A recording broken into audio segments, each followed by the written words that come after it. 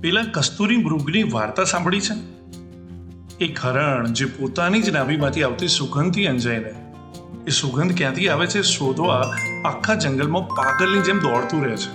એ થાકી જાય છે, પણ એને ખબર નથી પડતી કે જે સુગંધ એ બહાર શોધે છે એ તો પોતાની અંદર જ છુપાયેલી છે. દોસ્ત, આજનો માણસ પણ આ કસ્તુરી મૃગ જેવો છે. એ સુખ, શાંતિ અને સ્વાસ્થ્ય બહારની ભૌતિક દુનિયામાં શોધે છે, જ્યારે એનો અસલી સ્ત્રોત એની ભીતર છે. આજે વિશ્વ યોગ દિવસ છે, અને આ દિવસ આપણને એ જ યાદ અપાવે છે કે બહારની દોડધામમાંથી પાછા વળીને ભીતર તરફ જોવાનો સમય પાકી ગયો છે. આપણા ઋષિ મુનિઓએ આપેલી આ 5000 વર્ષ જૂની ધરોહર માત્ર આસનો નથી, પણ એક સંપૂર્ણ વિજ્ઞાન છે.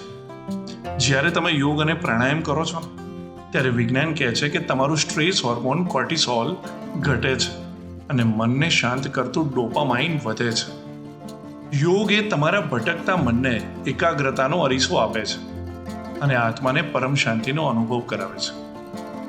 તો ચાલો આ યોગ દિવસે આપણે હરણાની જેમ બહાર ભટકવાનું છોડીએ અને યોગ દ્વારા આપણા જ ભીતરના ઉજાસને ઓળખીએ.